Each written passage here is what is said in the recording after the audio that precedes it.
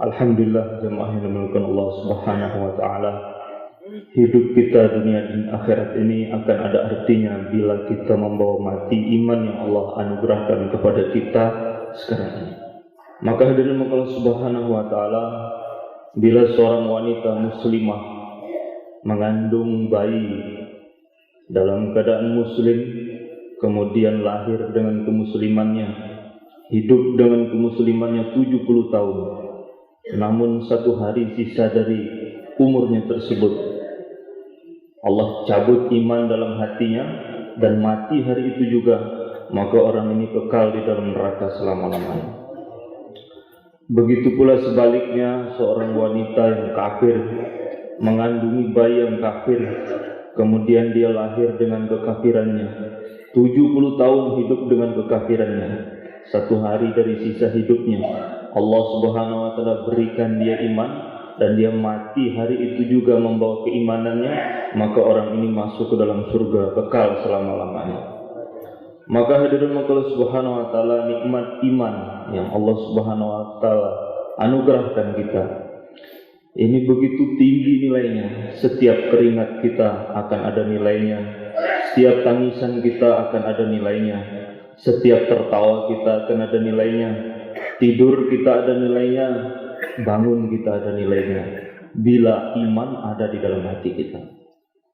Maka hadirin Allah Subhanahu wa taala, Nabi Musa alaihissalam pernah mengatakan kepada umatnya Bani Israel, akan datang suatu umat yang mana sebelum makan mereka berlumuran dosa, setelah makan dosa-dosanya telah diampuni oleh Allah Subhanahu wa taala.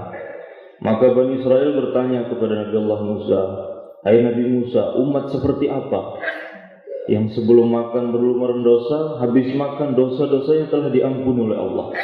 Maka Nabi Musa alaihissalam mengatakan, itulah umat Nabi Muhammad sallallahu alaihi wasallam.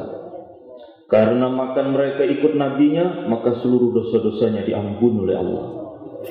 Makan atas dasar ada iman kita kepada Allah dan Rasulnya, maka makan itu akan menjadi nilainya tinggi di sisi Allah. Maka dalam suatu hadis Rasulullah sallallahu alaihi wasallam bersabda, barang siapa yang habis makan membaca doa Alhamdulillahilladzi at'amani hadzal ta'am wa razzaqanihi min ghairi haulin minni wala quwwah, maka Allah akan mengampunkan dosanya walaupun sebanyak buih di lautan.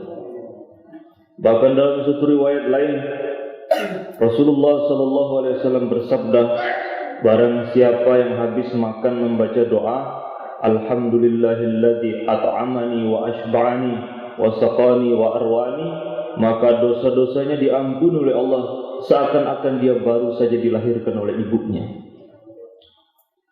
Iman yang ada dalam hati ini kita rawat dengan baik, karena setiap gerak-gerik, setiap apa yang kita lakukan akan ada nilainya di sisi Allah bila iman ini ada dalam hati. Sampai keringat, setiap susah, sedih kita akan ada nilainya bila iman ini ada dalam hati. Maka ketika turun ayat wa may ya'mal su'an yujza bih, barang siapa yang mengamalkan suatu keburukan maka dia akan melihat balasannya. Wa may ya'mal mithqala dzarratin khairan yarahu, barang siapa yang melihat kebaikan dia akan lihat balasan kebaikan yang dia buat. Wa may ya'mal mithqala dzarratin syarran yarahu, barang siapa yang berbuat satu keburukan dia pun akan melihat balasan perbuatan buruknya tersebut. Ketika turun ayat ini, maka begitu berat hati sahabat mendengarnya, sehingga seorang sahabat Sayyidina Abu Bakar As-Siddiq radhiyallahu taala anhu sowan kepada Nabi, ya Rasulullah sallallahu alaihi wasallam, bagaimana nasib kita setelah turun ayat ini? Bila setiap keburukan yang kita buat akan kita terima balasannya, siapa yang tidak pernah berbuat buruk ya Rasulullah? Maka Rasulullah sallallahu alaihi wasallam bertanya kepada Sayyidina Abu Bakar, "Hai Abu Bakar, apakah engkau pernah sakit? Apakah engkau pernah lelah? Apakah engkau pernah susah? Apakah engkau pernah bersedih?" Maka Sayyidina Abu Bakar Siddiq menjawab, "Pernah ya Rasulullah." Itulah apa yang kamu alami yang tidak menyenangkan itu, kafaroh atas dosa-dosa yang pernah engkau buat. Setiap rasa susah, setiap rasa sedih, setiap keringat yang menetes dari tubuh kita, semuanya akan ada nilainya bila kita beriman kepada Allah Subhanahu wa taala. Bahkan hadirin Allah Subhanahu wa taala, anugerah Allah yang begitu besar untuk umat ini, untuk mencari jalan pengampunan dosa itu begitu mudah. Mengapa demikian? Karena iman kepada Allah dan Rasul-Nya. Al-Imam Asy'arani di dalam kitabnya Tanbihul Mughtarin, beliau mengatakan, umat ini karena ada iman kepada Allah dan Rasul-Nya, bila melakukan satu keburukan, maka Allah Subhanahu wa taala beri tugas dua malaikat di sisi kanan, di sisi kiri, Raqib dan Atid. Yang sebelah kanan statusnya Amir, yang sebelah kiri yang nyatat keburukan statusnya Makmur. Namanya Makmur, apa-apa itu harus izin kepada Amir.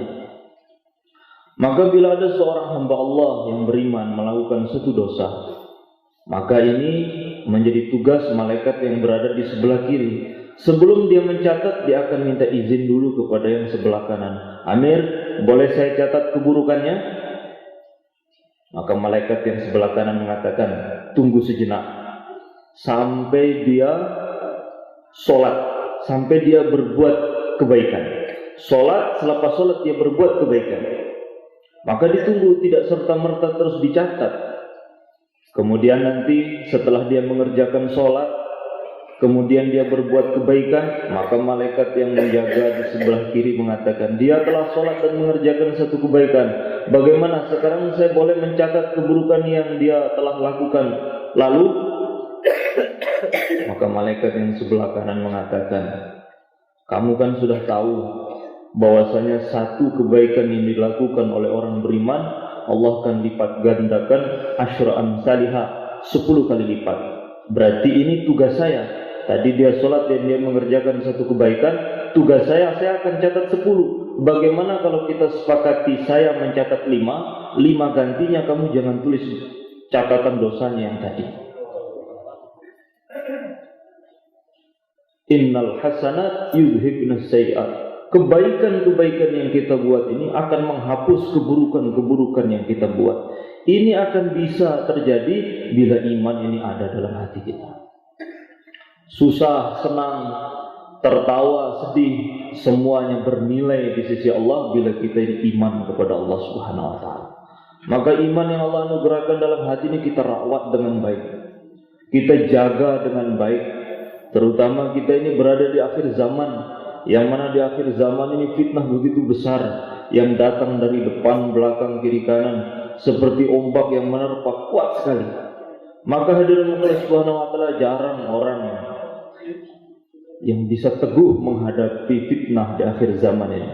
Sehingga dalam satu hadis yang diriwayatkan oleh Imam An-Nasa'i, Rasulullah sallallahu alaihi wasallam memberikan gambaran seperti apa fitnah di akhir zaman. Satakunu fitanun fi akhir zaman, yusbihu ar-rajulu fiha mu'minan wa yumsi kafiran illa man ajarahu Allah bil ilm. Akan datang suatu masa di akhir zaman nanti yang mana tingkatan fitnahnya itu bukan hanya menggelincirkan orang kepada kemaksiatan, akan tetapi fitnahnya itu merambah kepada akidah. Seorang laki-laki pada waktu itu dalam waktu sore beriman, pagi kafir, pagi beriman, sore kafir.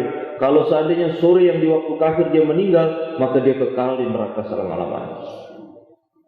Akan tetapi dalam hadis ini Rasulullah sallallahu alaihi wasallam mengecualikan kelompok tertentu di akhir zaman ini yang Allah jaga dari fitnah tersebut. Siapa mereka? Illa man ajarahullahu bil ilm, kecuali orang-orang yang Allah jaga dengan ilmu. Kecuali orang-orang yang Allah jaga dengan ilmu. Para ulama mengatakan ilmu apa yang dimaksud ini? Ilmu tauhid. Maka membicarakan pentingnya iman, membicarakan tentang pentingnya tauhid, ini adalah upaya kita untuk menjaga iman kita ini. Karena kita ini menghadapi zaman yang begitu berat sekali, yang mana bukan hanya menggelincirkan kaki kita kepada kemaksiatan, akan tapi bisa merambah kepada akidah. Maka hadirin Allah Subhanahu wa taala, dengan iman kita jaga dalam hati kita, artinya kita telah punya andil dalam menjaga kelestarian alam semesta.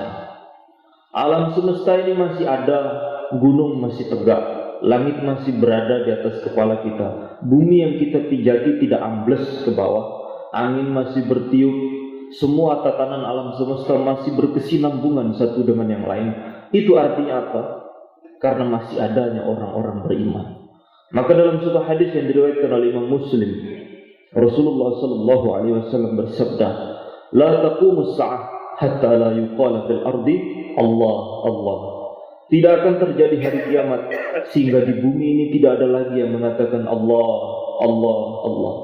Para ulama mengatakan, bila orang-orang bertauhid, bila orang-orang beriman tidak ada lagi dalam semesta ini, maka datanglah hari yang dijanjikan oleh Allah, yaitu hari kiamat, yang mana hari 7 petala langit dan bumi akan digulung seperti kapas yang diterbangkan. Maka hadirin Allah Subhanahu wa taala, ketidakadaan orang beriman di muka bumi ini, maka alam semesta ini akan hancur dan binasa. Dengan kita menjaga iman kita, dengan adanya dakwah kita mendakwahi pentingnya iman ini, maka alam semesta ini akan terjaga dengan baik. Maka seorang ulama India, Syekh Abdul Hasan An-Nadwi, mengarang satu kitabnya berjudul Madza Khasiral Alam Binhitatil Muslimin. Bagaimana kerugian alam semesta ini bila merosotnya iman orang-orang beriman. Jadi dengan merosotnya iman, maka akan merosot juga tatanan alam semesta. Bila tidak ada orang beriman, maka hancurlah alam semesta ini. Maka hadirin Allah Subhanahu wa taala, orang-orang beriman adalah porosnya alam semesta. Maka iman yang Allah Subhanahu wa taala anugerahkan dalam hati kita ini kita rawat betul dengan baik. Maka hadirin Allah Subhanahu wa taala, bagaimana cara merawat iman? Syarat iman yang pertama kepada Allah yaitu dengan iman kepada Rasulullah sallallahu alaihi wasallam. Artinya, semakin banyak nisbat kita kepada Rasulullah, sejauh itu pula kedudukan kita di sisi Allah. Umat ini, kata-kata umat ini begitu besar, begitu luas pengertiannya. Siapa itu umat? Orang-orang yang beriman kepada Allah dan Rasulnya, yaitu Rasulullah SAW, itulah umat. Entah umat itu yang bertemu dengan Nabi yaitu para sahabat, atau yang bertemu dengan sahabat yaitu tabi'in, atau yang bertemu dengan tabi'in yaitu tabi'in dan orang-orang setelahnya sampai ila yaumil qiyamah. Orang yang beriman kepada Allah dan Rasulnya itu namanya umat. Tapi di dalam umat ini ada derajat di sini. Semakin banyak nisbatnya dengan Nabi, maka sejauh itu pula kedudukannya di sisi Allah Subhanahu wa taala. Ada sebagian orang dalam umat ini yang punya nisbat khusus dengan Nabi, yaitu orang-orang yang pernah berjumpa dengan Nabi, kemudian beriman dengan Nabi, kemudian dia wafat dengan membawa imannya tersebut. Mereka lah sekelompok umat yang dikatakan mereka ini sahabat. Mereka ini tidak akan mampu dikejar derajatnya oleh orang setelahnya sama sekali. Sehingga suatu hari Sayyidina Abdullah ibnu Mubarak pernah ditanya, mulia mana Sayyidina Muawiyah dengan Umar bin Abdul Aziz? Sayyidina Umar bin Abdul Aziz adalah seorang tabi'in yang terkenal dalam pemerintahannya itu dengan keadilan yang luar biasa. Kemudian orang yang bertanya ini membandingkan Sayyidina Umar bin Abdul Aziz dengan Sayyidina Muawiyah, orang yang masuk Islam setelah Fathul Mekah, belakangan masuk Islam. Maka Sayyidina Abdullah bin Mubarak mengatakan, jangankan Sayyidina Muawiyah, debu yang menempel di ujung hidung keledainya Sayyidina Muawiyah yang waktu itu bersama Rasulullah SAW itu lebih utama daripada 1000 orang yang seperti Umar bin Abdul Aziz. Artinya apa? Derajat sahabat itu tidak akan bisa dilampaui oleh siapapun dalam umat ini. Karena apa? Mereka punya nisbat dengan Nabi, pernah berjumpa dengan beliau, beriman dengan beliau, kemudian wafat membawa imannya tersebut. Kemudian ada di Allah Subhanahu wa taala ada nisbat kepada Nabi dalam umat ini dari segi pewarisnya. Pewaris para nabi. Siapa mereka? Yaitu para ulama. Mereka ini punya nisbat dengan Nabi hingga derajatnya begitu tinggi di sisi Allah karena punya nisbat dengan Nabi. Apapun kebaikan, bila tidak ada nisbatnya dengan Nabi, itu bukan kebaikan, tidak ada nilainya. Kebaikan baru dikatakan kebaikan bila ada hubungannya dengan Rasulullah sallallahu alaihi wasallam. Maka dalam Allah Subhanahu wa taala ketika para ulama itu mengemban ilmu Rasulullah, maka derajatnya menjadi tinggi. Sehingga dalam suatu hadis Rasulullah sallallahu alaihi wasallam bersabda, "Ulama'u ummati ka'anbiya Bani Israil." Ulamanya umatku ini seperti nabi di kalangan Bani Israil. Dulu ada seorang ulama besar, orang soleh, bernama Sayyid Abdul Hasan Asyadili. Suatu hari beliau ini bermimpi.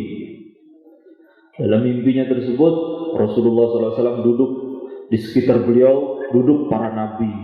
Yang paling dekat dengan beliau waktu itu duduk ada Nabi Musa alaihissalam.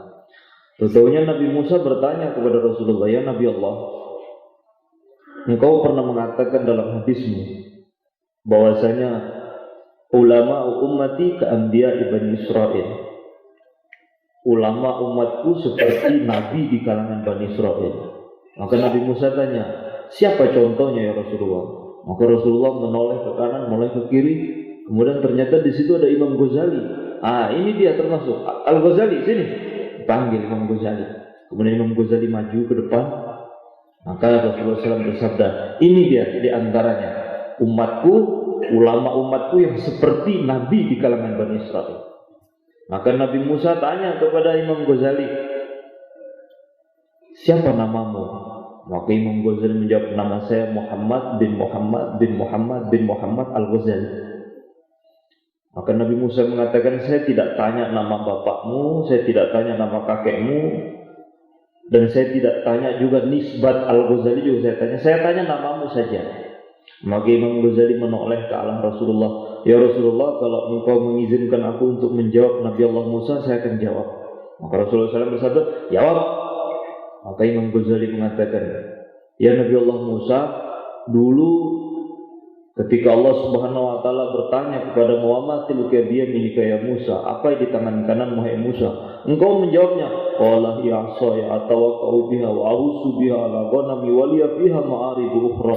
Ini tongkat saya, bisa untuk bertelekan, mencari dedaunan untuk kambing saya, dan punya kemanfaatan-kemanfaatan yang banyak. Pertanyaannya, apa di tangan kananmu? Yang pun engkau menjawab panjang waktu itu, karena engkau merasakan bernikmat-nikmat mukhatabah dengan Allah Subhanahu wa taala. Maka waktu itu Nabi Musa tersenyum. Betul, sadaqa Rasulullah. Memang ulamanya umat ini, umatnya Rasulullah seperti nabi di kalangan Bani Israil. Mengapa punya keutamaan yang begitu besar? Karena punya nisbat dengan Rasulullah.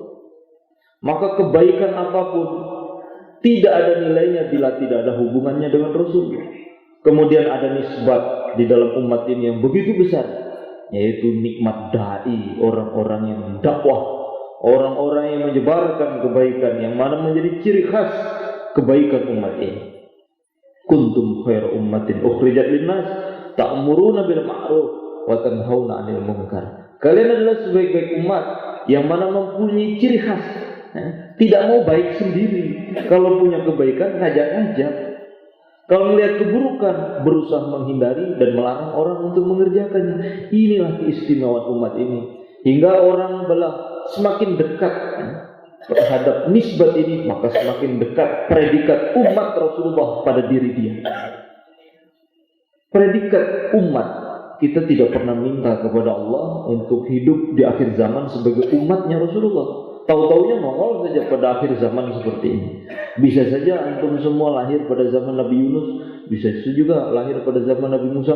Tahu-taunya nongol sekarang ini dengan umur yang berbeda-beda. Siapa yang menentukan? Allah. Artinya ketika Allah tentukan kita sebagai umatnya Rasulullah, Allah Subhanahu wa taala tentukan kebaikan yang besar untuk kita. Maka hadirin Allah Subhanahu wa taala, bagaimana caranya supaya nisbat kita banyak berhubungan dengan Nabi, hingga hidup kita ini ada artinya, ada nilainya? Maka para ulama kunci segala-galanya menghubungkan hati kita dengan Nabi, yaitu dengan menanamkan rasa cinta kita kepada Rasulullah SAW. Dulu umat ini pernah diuji oleh Allah Subhanahu wa taala pada abad pertengahan, yaitu dengan umat Islam di Baghdad disembelih oleh Hulagu Khan, cucunya Genghis Khan itu 2 juta. Hingga Al-Imam Ibnu Asir dalam buku sejarahnya namanya Tarikh Al-Kamil, beliau mengatakan seandainya ada orang bersumpah dunia ini tidak pernah diuji oleh Allah melebihi dengan datangnya Tartar ke Baghdad, maka niscaya sumpahnya itu tidaklah berdusta. Darah menggenang di setiap lorong-lorong Baghdad. Khalifahnya Mu'tasim Billah dimasukkan ke dalam karpet, diinjak-injak, wafat. Karena menurut keyakinan orang Mongol, darahnya pemimpin itu tidak boleh jatuh ke bumi, nanti sial katanya. Maka cara membunuhnya kalau raja itu digulung dalam karpet, diinjak sampai mati. Umat Islam diuji sedemikian rupa. Belum lagi dari gempuran tentara-tentara salib, maka Allah Subhanahu wa taala bangkitkan seorang panglima besar yang soleh bernama Sayyidina Salahuddin Al-Ayyubi yang terkenal dengan kesolehannya. Maka beliau ini istikharah, apa yang membuat ujian umat Islam ini bertubi-tubi datang dari seluruh arah? Maka beliau diilhami oleh Allah, ini karena umat Islam ini lupa dengan Rasulullah. Maka ketika datang ke Mekah, beliau buat sayembara. Barang siapa yang bisa membuat untaian-untaian syair berkenaan dengan sirah Rasulullah SAW, pujian-pujian kepada Rasulullah yang bisa membangkitkan rasa cinta umat ini kepada Rasulullah, maka akan dapat hadiah dari Sultan. Maka ketika itu cendekiawan-cendekiawan Muslim, sastrawan-sastrawan, para ulama berlomba untuk menulis buku, satu catatan yang mengandung untaian pujian-pujian kepada Rasulullah, sejarah Rasulullah. Nah, maka ketika ditulis, yang menang juara satu waktu itu disusun oleh Sayyid Ja'far Al-Barzanji yang kita kenal dengan Maulid Barzanji, itu pemenang juara satu waktu itu. Kemudian maulidnya itu disebar kemana-mana hingga seluruh dunia Islam menyebut-nyebut lagi nama Rasulullah.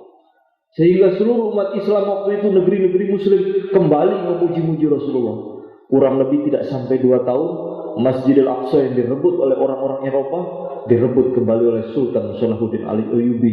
Mulai muncul kemenangan-kemenangan Islam di mana-mana.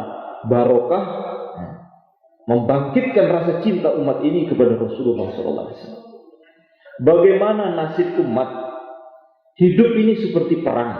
Musuh kita ini banyak. Musuh kita ini ada orang kafir, ada orang munafik, ada hawa nafsu kita yang tidak nampak, ada syaitan yang tidak nampak. Bagaimana dalam satu peperangan, nasib satu pasukan yang lupa dengan komandannya. Komandannya mengatakan ke kanan, dia tidak dengar. Dia lupa dengan komandannya. Ke kiri, dia lupa dengan seruan komandannya. Ini pasukan ini tidak lama akan kalah. Umat ini sedang berperang melawan hawa nafsunya. Umat ini sedang perang melawan Yahudi dan Nasrani. Umat ini sedang perang melawan syaitan. Sementara komandan pimpinan kita adalah Rasulullah SAW. Bagaimana bila hati ini tidak ingat lagi dengan Rasulullah? Rasulullah SAW luruskan saf kalian supaya kalian tidak khilaf. Kita langgar sabda beliau hingga kita menjadi bertengkar satu sama lain. Salah siapa? Bukan salah siapa-siapa. Kita yang lupa dengan Rasulullah SAW. Maka dari Allah Subhanahu wa taala, bila hati ini punya ta'alluq dengan Nabi, dengan sunnahnya, dengan mengingatnya, memujinya, banyak membaca selawat, maka seluruh persoalan kita ini akan selesai dunia akhirat. Hadirin Allah Subhanahu wa taala, dulu ada orang, dulu ada seseorang, dia ini dikenal di kampungnya itu kalau pinjam uang itu nggak pernah bayar. Maka itu jadi rasanan atau pembicaraan, digibah di belakang itu orang kalau pinjam duit itu nggak pernah bayar. Maka suatu hari karena utangnya tercecer kemana-mana, maka dia berpikir, wah ini begini aja, daripada utang saya banyak tersebar kemana-mana, mending ngutang satu orang banyak begitu. Maka dia datang kepada seorang saudagar kaya. Dia mengatakan, Tuan, saya meminjam uang 500 dinar. Ini jumlah yang besar sekali waktu itu, 500 dinar. Maka orang kayanya mengatakan, kamu ini dikenal jarang bayar utang. Saya berat hati untuk meminjamkan kamu. Kalau yang sekali ini saya akan berusaha untuk membayarnya. Saya berjanji, saya akan bayar. Maka setelah diberi tempo waktu batas pembayaran, maka 500 dinar diberikan. Dengan 500 dinar itu dia bayar utang yang tercecer sedikit-sedikit di orang banyak di kampungnya. Kemudian dia berusaha untuk mengumpulkan uang untuk membayar 500 dinar sebelum masuk tempo waktu. Ternyata dia sudah berusaha, tapi gagal. Ketika datang tempo waktu, dia didatangi oleh orang saudagar. Ini sudah sampai waktunya. Antum harus bayar sekarang 500 dinar. Maaf Tuhan, saya sudah berusaha dengan sepenuh kekuatan saya. Hari ini saya tidak ada duit. Saya nggak ada uang sepeser pun. Saya sudah berusaha. Oh, kamu ternyata orang-orang yang membicarakan kamu itu tidak dusta. Betul, kamunya memang orangnya seperti ini. Dan ini saya tidak akan tinggal diam. Saya akan lapor kamu ke majelis qadhi, hakim. Maka ini orang ini dibawa ke pengadilan. Maka sampai di depan pengadilan, hakim, ini orang nggak mau bayar utang. Ini sudah menjadi pembicaraan masyarakat. Dia memang nggak pernah bayar utang. Ini surat dia pernah berhutang dengan saya 500 dinar. Sudah jemput tempo waktu, dia tidak bayar. Lalu dia mengatakan, ini sertifikatnya jelas, kamu saya putuskan masuk penjara. Maka dia mengatakan, Tuhan, kalau memang keputusan saya karena tidak bisa bayar utang, saya masuk penjara. Baik, saya terima. Tapi berikan saya izin sehari saja untuk berjumpa dengan anak istri saya. Saya ingin menitipkan mereka kepada orang-orang yang saya percaya. Tidak bisa. Kamu harus masuk penjara sekarang. Tuhan berikan saya kesempatan sehari saja untuk berjumpa dengan anak istri saya, untuk saya titip mereka kepada orang-orang yang saya percaya. Tidak bisa. Kecuali kalau kamu punya jaminan. Baik, kalau begitu saya punya jaminan. Saya akan kembali lagi dengan jaminan ini. Maka hakimnya mengatakan, bagaimana mungkin saya percaya dengan kamu pulang sebentar, kalau kamu tidak punya jaminan yang kuat, kamu akan kembali besok. Saya punya jaminan. Apa jaminanmu? Rasulullah. Maka hakim mengatakan, jaminanmu Rasulullah maksudnya apa? Kalau sampai besok pagi saya tidak kembali, maka saya bersaksi bahwa saya bukan termasuk umatnya. Ini berat sekali nih. Maka hakim itu kaget, oh ini jaminannya berat sekali. Saya bersaksi, bila saya besok tidak kembali, saya bukan termasuk umatnya. Maka diizinkan pulang. Maka dia ketemu istrinya. Saya sebenarnya nggak bisa kembali, tapi karena saya sudah beri perjanjian dengan hakim, saya akan kembali dan saya telah memberikan jaminan, saya ada kesempatan untuk berjumpa dengan kamu dan anak-anak. Maka istrinya tanya, apa jaminanmu? Hingga hakim membolehkan kamu kembali. Saya punya jaminan itu Rasulullah. Saya bersumpah, kalau saya tidak kembali besok, saya bukan termasuk umatnya. Maka istrinya mengatakan, berat sekali itu. Kalau sudah terlanjur seperti ini, ya sudah. Tidak ada yang harus kita kerjakan, kecuali kita mulai sekarang ambil wudu, kita menghadap kiblat, kita baca sholawat dengan Rasulullah, karena kita sudah menjadikan beliau sebagai jaminan. Sudah kita bersolawat sampai pagi, jangan ada yang tidur. Ini istri luar biasa. Maka akhirnya mereka berdua duduk baca sholawat, Allahumma sholli ala sayyidina Muhammad, Allahumma. Terus sampai malam mendekati subuh, mereka mimpi. Dalam mimpinya didatangi oleh Rasulullah SAW. Kamu punya utang ya? Nggih ya Rasulullah, punya utang saya 500 dinar nggak bisa bayar. Kalau kamu ingin utangmu lunas, kamu datang ke gubernur. Kamu bilang, Pak Gubernur, ada salam dari Rasulullah, bayarkan utang saya 500 dinar. Kalau dia nggak percaya, bilang, ada dua bukti bahwasanya mimpimu bertemu dengan saya ini benar, kata Nabi. Ada dua. Bilang kepada dia bahwasanya engkau punya amalan setiap hari baca salawat 1000 kali. Hari kemarin kamu lupa ngitung, hingga kamu ragu udah sampai 1000 atau enggak. Nah, ada salam dari Rasulullah, kiriman salawatnya yang tiap hari 1000, dan hari terakhir yang enggak dihitung tersebut sudah sampai jumlahnya 1000. Bilang aja begitu. Bangun tidur, dia berangkat ke gubernur. Assalamualaikum Pak Gubernur, saya mimpi berjumpa dengan Rasulullah. Rasulullah pesan, bayarkan utang saya 500 dinar. Ketawa gitu. Bagaimana saya bisa percaya dengan kamu? Itu mimpi kamu dengan Rasulullah. Dan Rasulullah juga menyampaikan salam. Beliau mengatakan, sampaikan salam saya kepada Pak Gubernur, bahwasanya amalannya setiap hari yang dikirim untuk saya selawat 1000 kali. Hari kemarin nggak dihitung, nggak ragu 1000 apa belum, sudah sampai 1000. Rasulullah SAW bersabda, hitungannya sudah sampai 1000. Maka hakim kaget, ini amalan rahasia saya nggak ada yang tahu. Kok dia tahu? Ini benar-benar dari Rasulullah. Maka gubernur itu menangis, langsung merangkul dia. Maka dia langsung mengambil uang 500 dinar dari Baitul Mal. Ini 500 dinar dari Baitul Mal untuk Anda. Dan ini ada 2.500 dinar hadiah dari saya karena kamu membawa pesan salam dari Rasulullah untuk saya. Jadi dia bawa 3.000 dinar, 2.500 di tangannya, 500 dinar untuk dibayarkan utangnya. Maka ketika dia keluar dari gubernur itu, dia mau pergi ke majelis hakim karena janjinya akan kembali besok pagi. Ketika dia datang ke majelis pengadilan, ternyata hakimnya berdiri depan pintu. Lihat ke kanan, melihat dia langsung menangis, ngerangkul, nangis sambil mengatakan, maafkan saya, maafkan saya. Maka dia ini kaget, ini ada apa ya? Maka dia mengatakan, hakim, apa yang terjadi?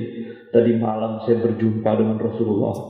Rasulullah SAW bersabda dengan saya, kalau kamu membayarkan utang umatku tersebut, fulan bin fulan, maka akan kujamin kebahagiaan untuk kamu di akhirat. Kamu selamat di akhirat. Maka dia rangkul. Setelah itu dia mengatakan, ini ada 500 dinar, ini buat kamu, mau bayar utang ya, pakai uang ini. Itu nggak jadi bayar utang, yang dari gubernur masih di tangan, dikasih lagi 500 dinar oleh hakim. Jadi 3.500 dinar. Kemudian dia mau bayar utang kepada saudagar. Ternyata ketika dia ketuk pintu saudagar itu, maka kejadian yang sama terjadi. Menangis langsung merangkul sambil mengatakan, maafkan saya mengadukan kamu ke pengadilan. Saya merasa bersalah. Apa yang terjadi? Tadi malam saya berjumpa dengan Rasulullah. Rasulullah mengatakan, kalau engkau bebaskan hutang umatku tersebut, fulan bin fulan, maka saya menjamin kebahagiaan untukmu di akhirat. Saya bebaskan utang kamu 500 dinar, dan ini ada tambahan 500 dinar dari saya. Pergi ya, sebab salawat kepada Rasulullah, hubungan hati ta'alluq dengan Rasulullah. Tadinya punya utang banyak, bawa 4.000 dinar ya. Tidak ada ceritanya orang rugi, tidak ada ceritanya orang celaka bila dia menghubungkan hatinya dengan Rasulullah SAW. Maka dalam Allah Subhanahu Wa Taala, di antara cara menghubungkan hati kita kepada Rasulullah SAW, memperjuangkan sunnahnya, menyampaikan kebaikan, merawat umat ini adalah bagian daripada bentuk cinta kita kepada Rasulullah SAW. Maka tidak ada ceritanya orang yang dakwah dengan rasa cinta kepada Rasulullah akhirnya celaka, itu tidak ada. Kalaupun ada, mungkin gak ikhlas. Kalau ada, itu gak ikhlas. Selagi orang ini merawat, menyayangi umat ini atas dasar cinta dia kepada Rasulullah, atas dasar cinta dia kepada Rasulullah, tidak akan celaka selama-lamanya. Maka hadirin Allah sebenarnya kita kumpul di sini belajar dakwah demi rasa cinta kita kepada Rasulullah. Semua amal kita standarnya karena cinta dengan Rasulullah. Kenapa kamu 4 bulan? Saya cinta dengan Rasulullah. Kenapa kamu 40 hari? Karena saya cinta dengan Rasulullah. Kenapa kamu duduk pagi-pagi di sini? Sana lu pulang. Karena saya cinta dengan Rasulullah. Selesai. Kita ini terlalu banyak pernak-pernik ya, alasan. Satu saja alasan kita. Sumbernya apa? Rasa cinta dengan Rasulullah. Mengapa darah sahabat itu rasanya seperti balayan ilahi? Mengapa rasanya cubitan itu seperti kasih sayang? Mengapa darah, tebasan pedang, tusukan tombak ke dalam tubuh sahabat itu rasanya itu nikmat ketika tombak menembus dadanya seorang sahabat. Fuztu warabbil Ka'bah. Karena apa? Karena dirasakan dengan rasa cinta mereka kepada Rasulullah SAW. Maka dari Allah Subhanahu Wa Taala, 4 bulan 40 hari dengan rasa cinta kita kepada Rasulullah, ini akan ada nilainya dan kita tidak akan rugi selama-lamanya. Atas pentingnya masalah ini, tafadhol. 4 bulan 40 hari berdiri insyaallah. Siap semua insyaallah? Alhamdulillah. Tafadhol Taskil ke selatan. 4 bulan 40 hari tafadhol. Tambah masa tafadhol ke selatan. Alhamdulillah. Tafadhol yang niat tambah masa. Kita tutup majelis kita doa kafaratul majelis. Subhanallah.